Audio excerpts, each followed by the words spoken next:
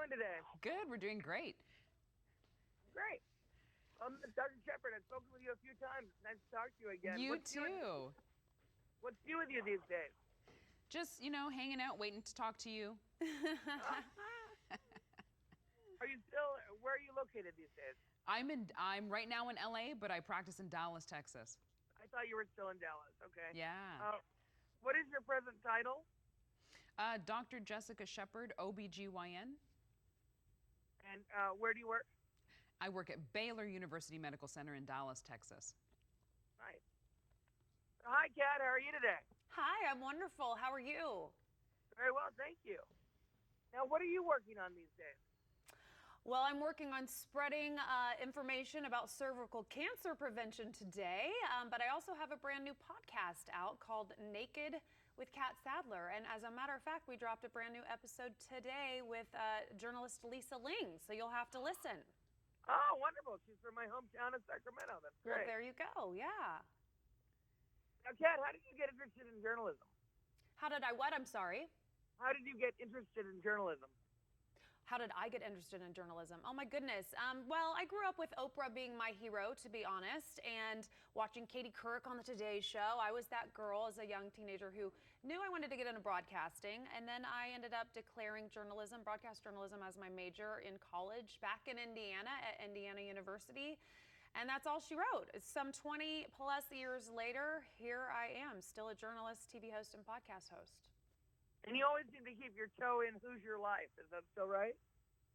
I didn't hear you. I'm so sorry. You're a little muffled. I'm sorry. I have a bit of a cold. I said you've always seemed to keep your toe in Indiana or Who's Your Life. Yes, I do. I'm a big Pacers fan. I'm an IU basketball fan. We go back regularly. Sometimes I go to the Indy 500. So my roots are very much still in Indiana, but I've been in Los Angeles some 13 years now. So this is my new home. This is where I've raised my kids, and I love it. Now, why are women's issues so important to you? I mean, that's another thing. That's a great question. Women's issues have always been important to me. A lot of people think that, because of me departing my job over a pay disparity issue last year, that suddenly I was a fan of supporting women's causes. That's not the truth. My mom started a charity called the Women Like Us Foundation that I've been associated with for years. So I've always been a champion of women. I've always wanted to, work on women's issues, pay equality being one of them, of course, and now being an activist for all things women related. But when I heard about the reality of cervical cancer today and how it is affecting women and how women are dying more than they should because of this. One woman is dying every 2 hours right now because of cervical cancer. I immediately knew I wanted to use my voice. I wanted to stand up and be associated with this cause because sometimes just sharing the facts themselves will inspire change in women. And it really is a simple formula. Women just need to be encouraged to go to their doctor to get their annual Well Women's exam and to ask for an HPV and Pap test together. If we can do more of this screening, the research is showing that we really will prevent more cervical cancer. Now let's go to kind of the nuts and bolts. First, what really is cervical cancer?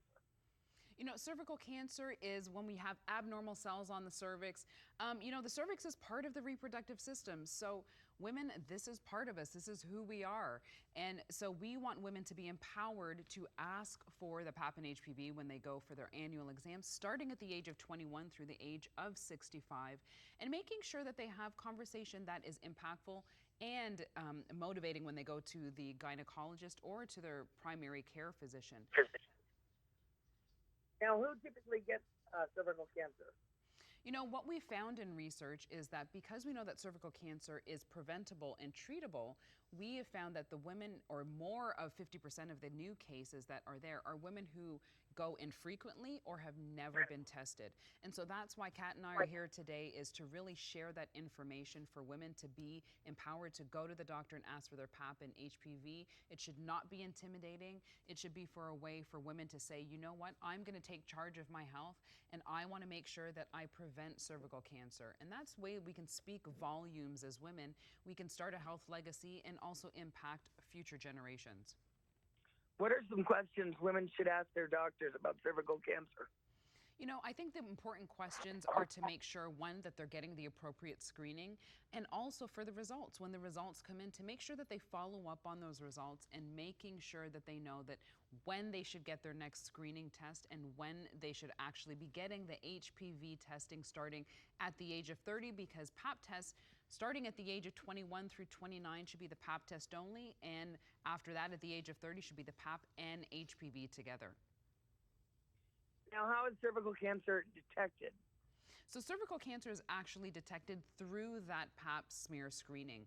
And the reason why that's important is because we are getting cells. So we're getting like real life information from that woman, from her cervix. And when we send that to the pathologist, they're the ones who are able to detect, again, if those cells are abnormal. But the important part of the HPV and getting that test together is that we know that so many women are exposed to HPV as well as males, but HPV is the leading cause of cervical cancer. So if we're able to detect that through the screening test, we know that we are going to be able to follow women appropriately and, again, prevent and treat cervical cancer if that's to arise in a woman through their annual screening.